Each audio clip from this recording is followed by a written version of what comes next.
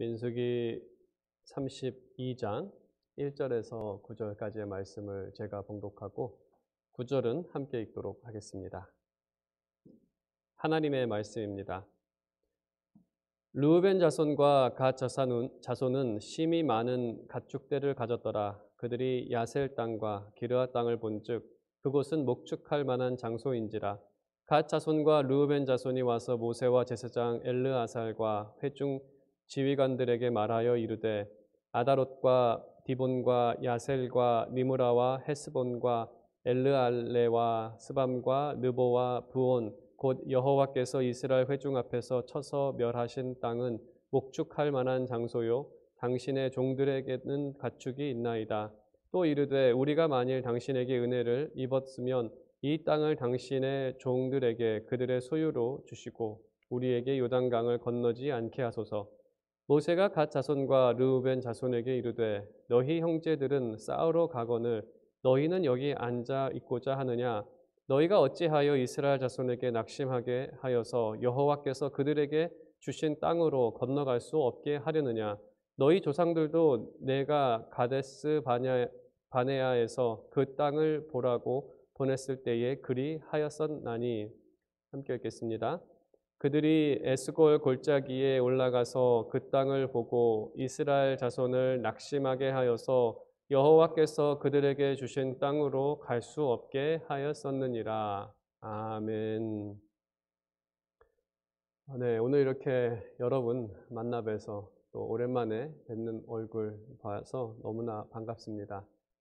오늘은 이 본문의 내용을 가지고 약속의 완성을 향하여 라는 제목으로 하나님의 말씀 증거하도록 하겠습니다. 제가 부교육자 사역을 했을 때 그 교회에서는 1년에 한 7번 정도 결혼식이 있었습니다. 그 교회당을 빌리는 횟수가 한 1년에 7번 정도 되었었는데 제가 2년 정도 그 결혼 예식을 담당하는 그러한 교육자였습니다.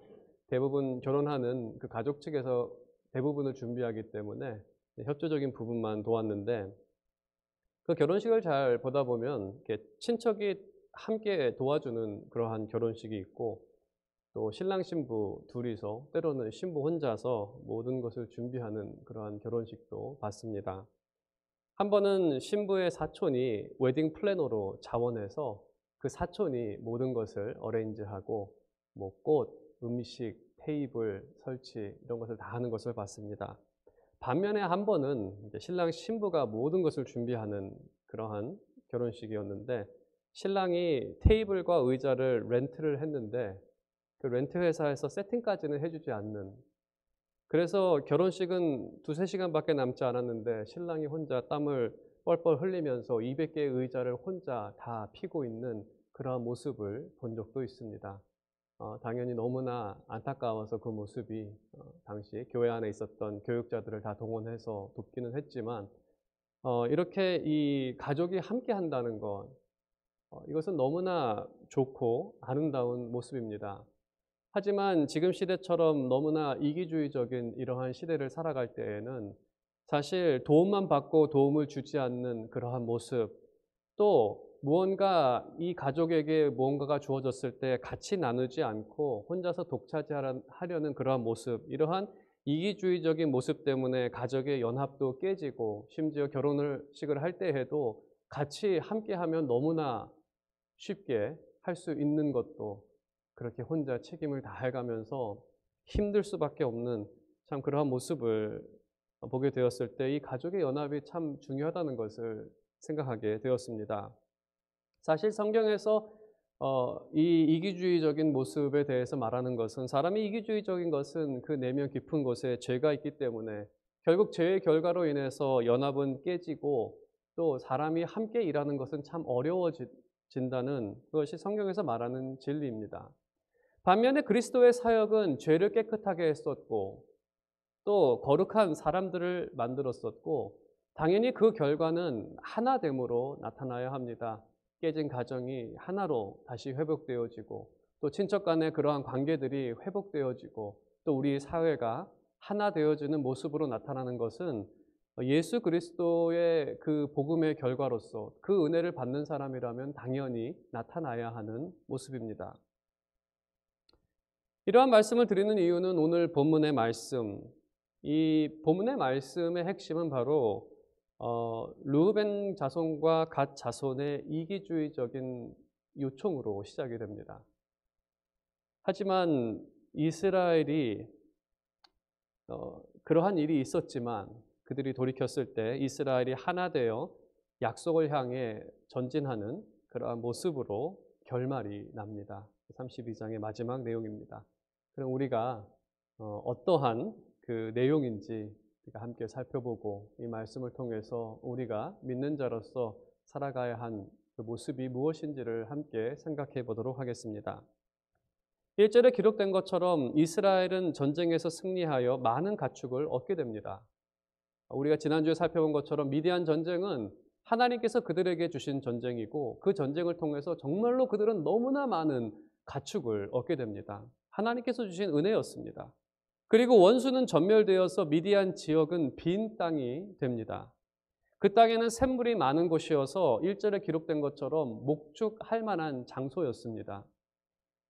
오늘날 그 지역은 요르단이라는 나라 그리고 요르단의 중심인 암만이라는 도시가 그곳에 오늘날 있습니다.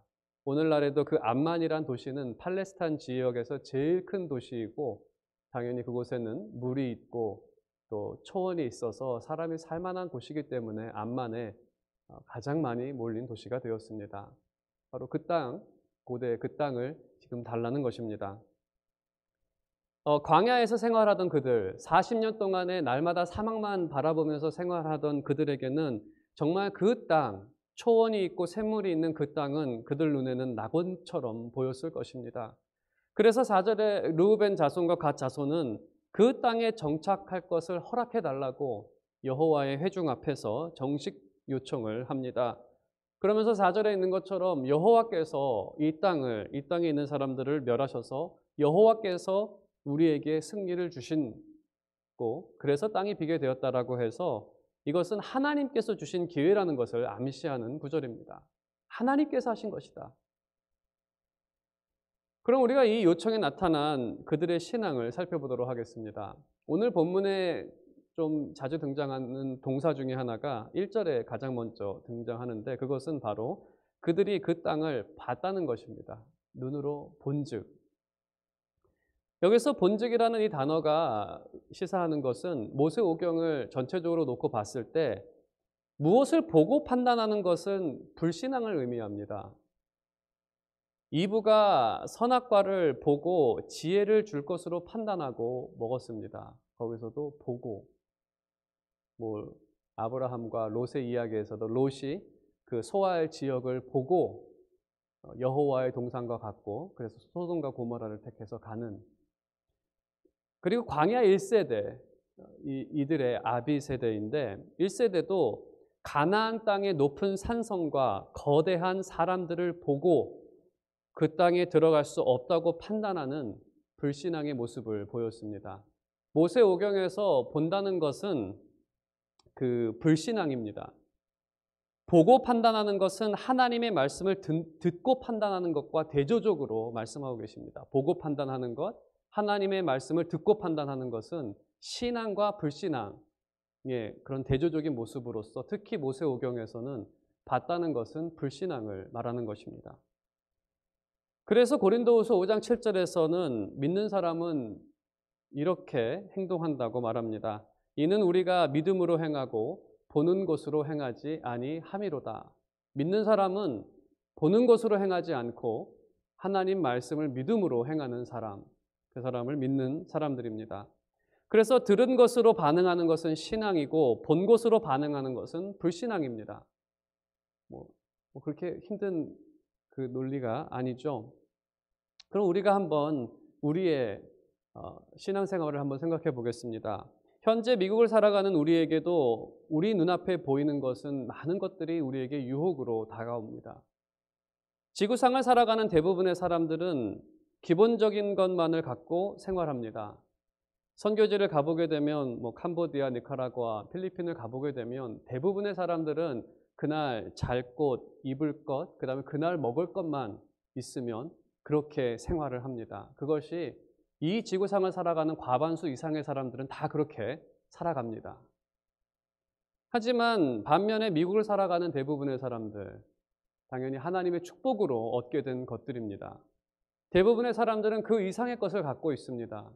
여러분이 오늘 무엇을 먹을까 걱정하는 사람은 없습니다. 오늘 이불을 덮고 잘 수 있을까 걱정하는 사람들도 없습니다, 여기는. 미국을 살아가는 대부분의 사람들은 그 이상을 갖고 살아가고 있습니다. 하지만 그들의 관심은 없는 사람을 돕기보다는 더 쌓는 일에 관심을 두고 있습니다. 이미 있음에도 불구하고 어떻게 하면 이것보다 더 쌓을 수 있을까가 바로 미국을 살아가는 세상 사람들의 관심사입니다. 성경에서는 이 땅의 보화를 쌓지 말고 가난한 자들을 도와 하늘의 보화를 쌓으라고 말합니다. 대조적으로 이 쌓는 것을 대조하기 위해서 하늘의 보화를 쌓는 것과 이 땅의 보화를 쌓는 것을 대조적으로 말씀하고 계십니다.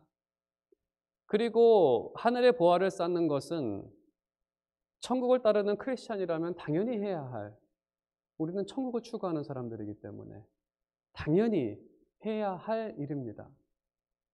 하지만 세상을 보면 이 미국이라는 사회에서 미국 세상 사람들이 살아가는 그 모습을 보고 판단할 때에는 우리는 많은 사람들은 그 유혹을 넘어서지 못해 그들과 함께 이 땅의 보화를 더 쌓는 일에 동참을 한다는 것입니다. 눈으로 보고 판단하는, 하나님의 말씀을 듣고 반응하는 것이 아니라 우리가 눈에 비춰지는 세상을 보면서 판단하는 그 모습이 우리에게도 있다는 것입니다. 불신앙이 이것이 아주 심각한 문제입니다. 오늘 좀 이따가 모세의 이 말하는 이 톤을 보면 알 수 있듯이 이것은 심각한 문제인데, 왜 심각한 문제냐면 예수님께서 말씀하신 것처럼 재물이 있는 곳에 마음이 있습니다. 이 땅에 재물을 쌓으면 마음은 점점 이 땅을 향하게 되어 있습니다. 결국 구원에 이르지 못하는 영적 파탄으로 인도한다는 것입니다. 그래서 주님께서는 모세를 통해 아주 강하게 책망하십니다. 그것이 이제 모세가 말한 6절 이하의 내용입니다. 모세는 이렇게 말합니다. 오늘 본문에서 가장 강한 말은 14절에 우리가 읽진 않았지만 14절에 기록이 되어 있는데, 모세는 14절에서 그들을 향해 이렇게 이야기를 합니다. 보라, 너희는 너희의 조상의 대를 이어 일어난 죄인의 무리로서다. 이거를 좀 풀어서 정말 그 감정을 실어서 얘기를 하면, 네 놈들은 조상 대대로 죄를 짓는 놈들이구나, 그렇게 얘기를 하는 겁니다. 네 아비랑 똑같구나, 그렇게 이제 강하게 책망을 합니다. 이렇게 강하게 책망을 하는 이유는 이것입니다. 그 아비 세대, 그 조상들, 광야 1세대가 불신앙으로 축복의 땅을 얻지 못하고 결국 광야에서 다 죽었습니다. 영적 파탄에 이르렀던 세대입니다. 그래서 부모의 심정으로 이 얘기를 하는 겁니다. 예를 들어서 말씀을 드리면, 전에도 그런 가정이 있었는데 아버지가 도박 중독에 빠져서 집도 다 없어지고 아무튼 가정이 완전히 파탄이 났습니다. 그래도 돌이켜서 열심히 정비소에서 일하시면서 다시 이제 가정을 이렇게 그냥 어렵게 돈을 갚아가면서 살아가는 그러한 가정이었는데, 정말 그 아내분이 고생을 많이 했습니다. 그런 가정에서 아들이 하루는 이제 성년이 되어서 자기 카지노 놀러 가겠다고 한다면 그 어머니가 얼마나 강하게 그 자녀를 책망하겠습니까? 네 놈이 그러고도, 우리 가정이 그렇게 어려움을 당하고도 정신을 못 차리냐고. 아버지 욕까지 하면서 네 아버지랑 똑같이 닮았다고 별의별 욕을 다 하겠죠. 사실 그 자녀가 다른 자녀라면 신경 쓰지 않을 겁니다. 다른 애가 가면은, 근데 내 자녀기 때문에, 사랑하는 내 자녀기 때문에 그러한 길을 가게 할 수 없기 때문에 모세가 이렇게 강하게 책망하는 것은 다른 의도가 아닙니다. 자신이 지금 인도하는 양들이고 자신 세대에 그러한 일이 반복되면 안 되기 때문에 지금 그렇게 강하게 책망을 하는 것입니다. 구체적인 책망의 내용은 이것입니다. 6절에 있는 것처럼 다른 형제들은 싸우는데 너희는 앉아 있으려냐? 이 말은 이기적인 그들의 행동을 지적하는 말입니다. 우리 한번 생각해 보겠습니다. 12지파가 지난주에 살펴봤듯이 1000명씩 보내서 12,000명의 군사가 열심히 싸워서 그것이 빈 땅이 됐습니다. 그런데 자신들은 그 땅에 정착하고 다른 형제들이 정착할 땅을 위해 싸울 때는 참가하지 않겠다라는 것입니다. 제가 더 쉽게 말씀을 드리면 네 형제가 있습니다. 피를 나눈 네 형제가 있는데 네 형제가 이러한 계획을 세웁니다. 야, 우리 함께 힘을 모아서 집을 네 채를 짓자. 네 채를 우리 협력하면은 좋은 집 네 채를 지어서 우리 다 같이 행복하게 살자. 그랬습니다. 그래서 네 명의 형제가 열심히 해가지고 집 한 채를 정말 아름답게 졌습니다. 그리고 맏형이 이제 그 집이 첫째니까 그 집은 이제 맏형에게 되겠죠. 그래서 맏형이 집에 들어가서 마음이 바뀝니다. 야, 내가 이 집에 가구도 사야 되고 여기 데코레이션도 해야 되고 내 자녀를 위해서 침대도 해야 되니까 난 바쁘니까 나머지 세 채는 니들 셋이서 알아서 해라. 내가 열심히 응원할게. 화이팅! 그게 이기적인 모습이죠.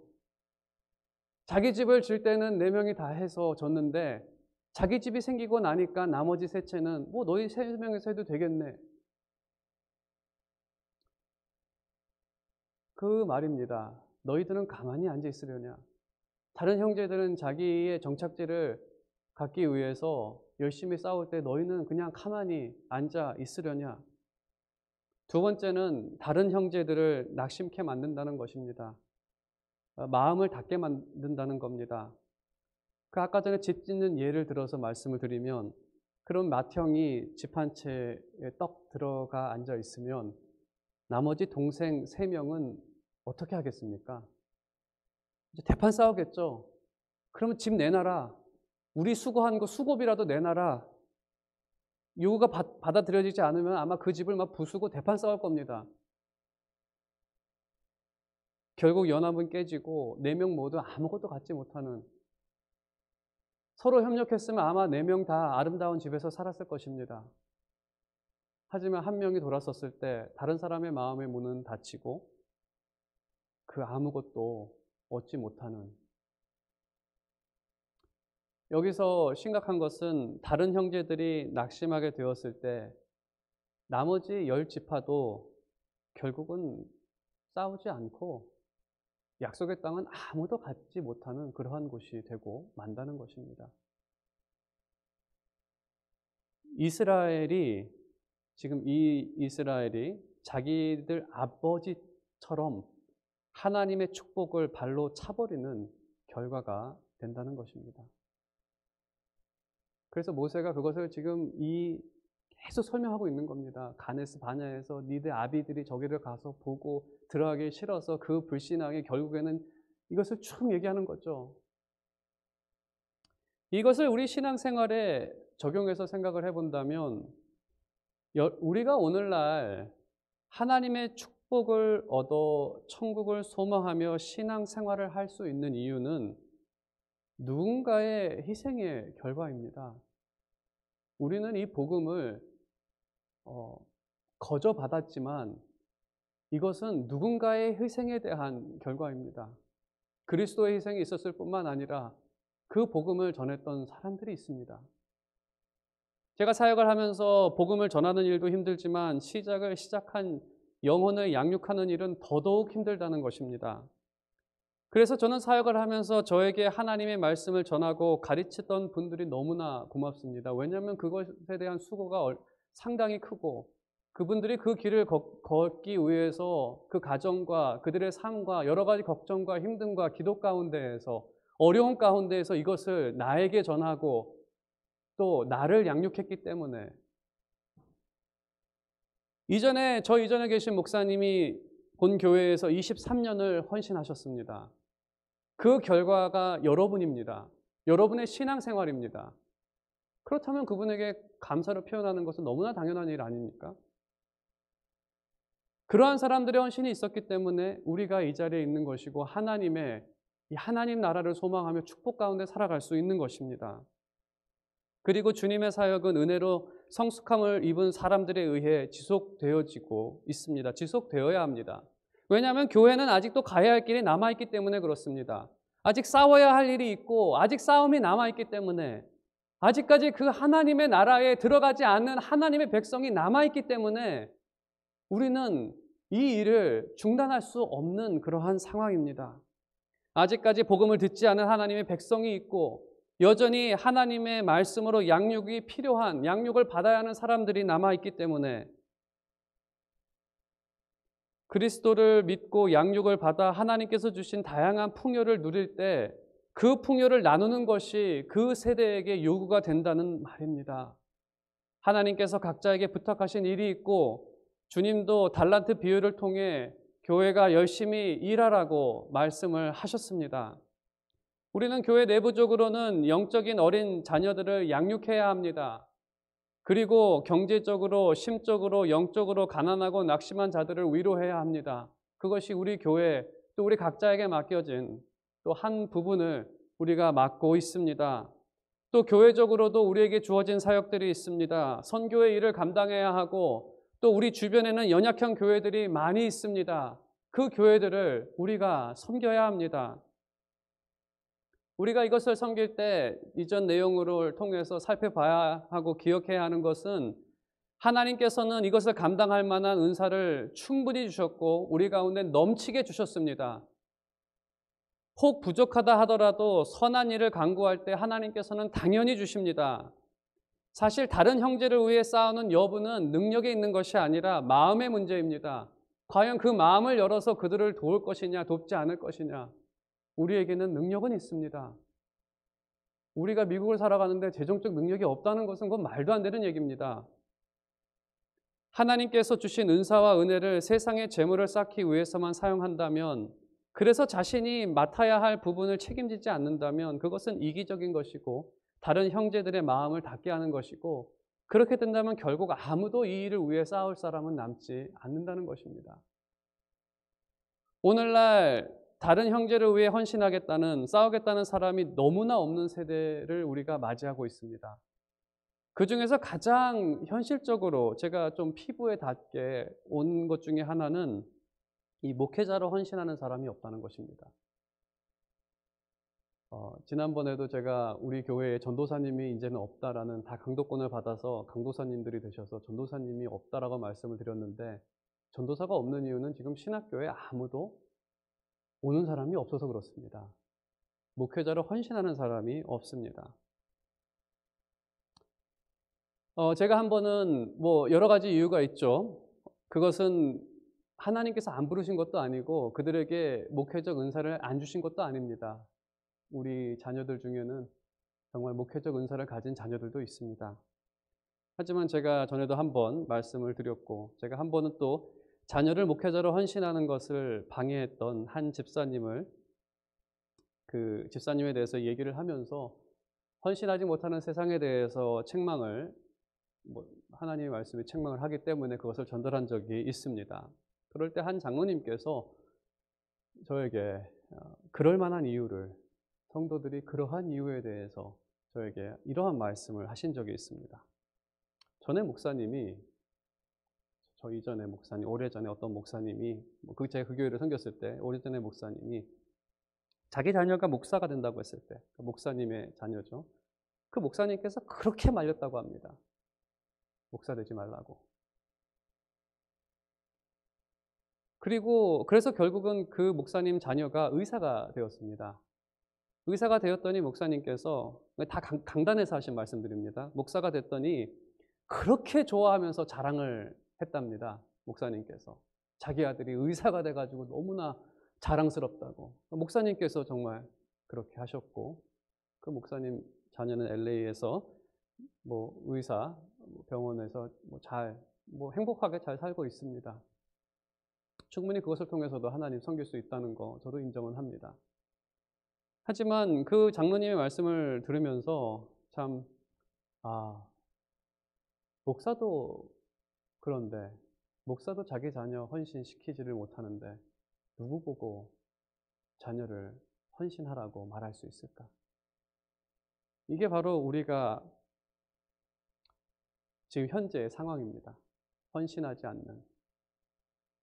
그리고 교회도 사실 목사가 된다는 자녀보다 의사나 변호사가 된 자녀들, 그들을 인정하고, 야, 너 참 열심히 했구나, 추켜 세우고 하는. 그래서 다른 사람을 위해 목회자가 되어 헌신하겠다는 사람은 없습니다. 당연히 없죠. 교회의 태도도 그렇고, 부모의 축복이 아니라 부모의 저주를 받으면서 신학교를 가야 하는데 저놈이 내 속을 썩으면서 저렇게 신학교를 가는구나. 이러한 모습은 다른 사람을 위한 헌신의 마음이 닫힐 수밖에 없습니다. 다들 그런데 누가? 그럼 아무도 헌신하지 않게 되고, 모든 사람이 다 그렇게 되면, 아무도 이 일을 하려고 그러지 않는다면, 그러면 결국은 어떻게 될까요, 교회가? 이 추세로 가면 우리 자녀, 우리 손주 세대를 위한 목회자는 없습니다. 아무도 이 일을 하지 않는데 누가 하겠습니까?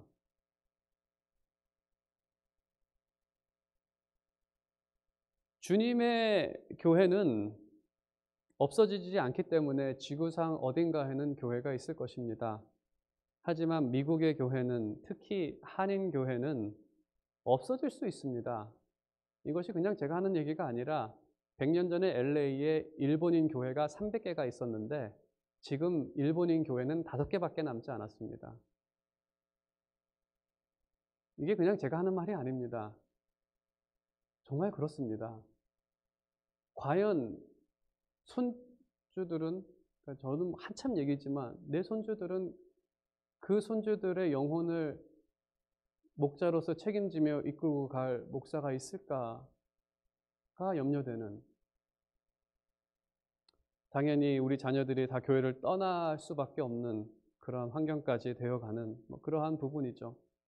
이러한 결과의 원인은 우리에게 자녀가 없어서도 아니라, 그들을 후원할 재정이 없어서도 아니라, 그들에게 목회적 은사나 자질이 없어서도 아닙니다. 이러한 것은 다 있습니다, 우리에게. 하지만 문제는 마음의 문제입니다. 그 마음의 문제는 우리의 마음이 이 땅에 있기 때문에, 천국에 있지 않기 때문에, 내 손주도 이 땅에서만 잘 살면 되지 뭐 천국이야 뭐 지들이 알아서 하겠지. 마음이 이 땅에 있기 때문에 헌신에 대한 얘기를 하지 않는, 그러한 지금 전체적인 미국이나 그러한 시대를 우리가 살아가고 있습니다. 이것은 남 얘기는 아니지만 전체적으로 겪는 얘기입니다. 그렇다면 여러분에게 제가 묻는다면, 여러분의 마음은 천국에 있습니까? 아니면 이 땅에 있습니까? 르우벤과 이 두 사람들처럼 이 땅에 있어서 결국 여러분이 구하는 것은 이 땅에 정착하고 어떻게 하면 내가 이 땅에서 편하게 살 수 있을까만 정말 간구하고 구하는 기도만 하시는 분들은 아니십니까? 만일에 여러분의 마음이 이 땅에만 있다면 천국에 들어가지 못합니다. 원치도 않는 곳을 당연히 못 가는 건 당연하고, 엄밀히 얘기를 하면 사실 스스로 포기한 것입니다. 천국을 스스로 포기한 것이기 때문에 누구를 책망할 수 있겠습니까? 그래서 모세는 이스라엘을 사랑하는 마음에 강하게 책망할 수밖에 없었습니다. 조상 대대로 죄를 짓는 놈들아, 니들도 아비들처럼 약속의 땅을 포기하고 이 광야에서 망하려느냐. 동일한 책망을 우리 세대도 하십니다. 하나님께서는 여러분의 영혼을 사랑하시기에 동일한 책망을 하시는데, 니들도 천국을 포기하고 이 땅만을 사랑하여 이 세상 사람들과 함께 망하려느냐. 다행히, 너무나 다행인 것은 당연히 새로운 세대는 아비 세대와는 다릅니다. 지혜로운 사람들입니다.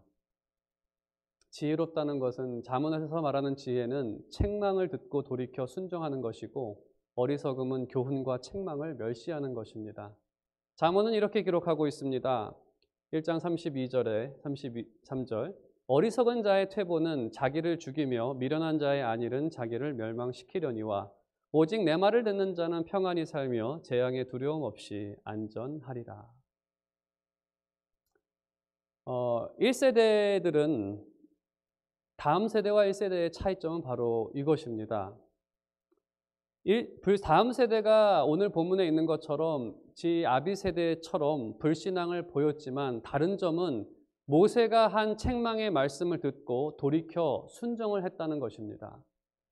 오늘 본문의 하반부를 보게 되면 그들은 맹세합니다. 맹세하는 내용은 이것입니다. 이스라엘의 형제들이 모두 땅을 얻을 때까지, 그 말은 하나님의 약속이 완성될 때까지 우리도 함께 싸우겠습니다. 모든 형제들이 기업을 얻은 후에, 그들에게도 땅이 있은 후에 우리가 이 땅으로 돌아와서 우리의 기업을 삼고 정착하겠습니다라고 그들은 맹세합니다. 다른 형제들이 그 땅을 얻을 때까지 우리도 싸움을 멈추지 않겠습니다. 그들은 그 모세가 했던 그 책망을 듣고 돌이켜서 그들은 이러한 맹세를 하게 된 것입니다. 우리는 그들의 맹세를 통해서 먼저 예수 그리스도를 기억하게 됩니다. 그리스도께서는 우리를 형제 삼으셨습니다. 그리고 우리를 향하여 동일한 맹세를 하셨습니다. 자신의 형제가 하늘의 기업을 얻을 때까지 쉬지 않고 싸우시겠다는 것입니다. 그리고 예수 그리스도께서는 오늘날까지도 많은 사람들이 그 구원을 얻어 하나님 나라의 기업을 얻기 위해서 오늘도 쉬지 않고 앞장서서 싸우시고 계십니다. 그리고 그 싸움에 우리가 동참할 것을 원하십니다. 그리고 우리는 그 예수 그리스도의 맹세가 진실되다는 것을 알 수 있는 것은 예수 그리스도께서는 자신의 형제들이 그 기업을 얻기 위해 이미 십자가에서 자신의 모든 것을 헌신하셨기 때문에 그리스도의 맹세가 진실되고 확실하다는 것을 우리는 잘 알고 있습니다. 예수 그리스도께서 하신 그 사역의 결과로 믿는 우리는 천국의 기업과 은혜를 누릴 수 있습니다. 주님은 우리를 위해 하늘의 영광과 가장 높은 위치를 포기하시고 우리를 위해 가장 낮은 자리에 오셨습니다. 말 구유에 또 가장 낮은 그 십자가까지 택하셨습니다. 가장 높은 영광에서 우리를 위해 가장 낮은 곳으로. 이 은혜를 경험한 우리 믿음의 선조들은 같은 마음으로 헌신했습니다. 그들은 그리스도를 위해 고난당하는 것을 세상의 모든 영화를 누리는 것보다 더 나은 것으로 여겼습니다. 히브리서 11장 모세의 기록이고 또 많은 믿음의 선조들의 내용들입니다. 그들도 그 길을 포기하고 세상 직업을 찾을 수 있었고 자신의 재산을 포기하지 않을 수도 있었고 많은 것들을 할 수가 있었지만 그들은 예수 그리스도를 위해 고난당하는 것이 세상의 모든 영광을 누리는 것보다 더 나은 것으로 여겨서 그들은 이 복음을 우리에게 전하게 된 것입니다. 그들의 헌신의 결과로 지금 우리가 그 은혜를 누리며 살아가고 있습니다. 우리가 책망의 말씀을 듣고 주님을 바라볼 때 우리는 썩은 영광을 위해 이 땅의 재물을 쌓는 싸움에서 선한 싸움으로 방향을 바꿀 수 있습니다. 이러한 모습이 바로 새로운 세대의 모습입니다. 그리고 우리가 따라야 할 우리 세대의 모습이기도 합니다. 왜냐하면 새로운 세대 안에는 성령님께서 계시고 살아있는 영혼은 성령의 역사에 반응함으로써 살아가기 때문에 그것이 바로 살았다는 영혼의 증거입니다. 우리가 책망할 말씀을 들을 때 우리 안에 있는 성령은 우리의 마음을 질책하시고 우리가 가야 할 길을 우리에게 보여주십니다. 믿는 자는 말씀에 반응하여 행동하는 사람들입니다. 지혜와 성령이 충만한 삶은 그 말씀에 반응하여 영원하고 썩어지지 않을 영광을 향해 열심히 전진합니다. 오늘 말씀의 결론을 맺도록 하겠습니다. 불신앙은 신앙의 경주, 영적인 전쟁에서 도망쳐 안주하게 만듭니다. 그 원인은 그들의 마음이 영광의 면류관, 최후 승리, 천국이 아니라 썩어 없어질 이 땅에 그 마음을 두기 때문입니다. 하나님께서 모세를 통해 책망하시는 것은 그들을 사랑하셔서 그들이 찬란하고 영원한 영광을 받아 누리기를 원하시기 때문입니다. 지혜로운 자녀는 그리스도 안에서 참된 지혜를 얻고 책망의 말씀을 듣고 하나님께서 원하시는 방향을 향해 달려갑니다. 저는 여러분 모두가 마지막 날 마치 슬기로운 다섯 처녀처럼 최후 기쁨의 자리, 그 잔치의 영광을 맛보는 것입니다. 마지막 날 여러분 중에 5명의 어리석은 처녀들처럼 그렇게 그 천국 잔치에 참여하지 못하는 사람이 없는 것, 그것이 저의 기도입니다. 진정으로 여기 계신 여러분 모두는 슬기로운 그러한 성도님들이 되셔서 그날까지 각자 맡겨진 일에 충성하여 영광의 면류관을 얻는 그런 여러분 모두가 되시기를 주님의 이름으로 축원드립니다.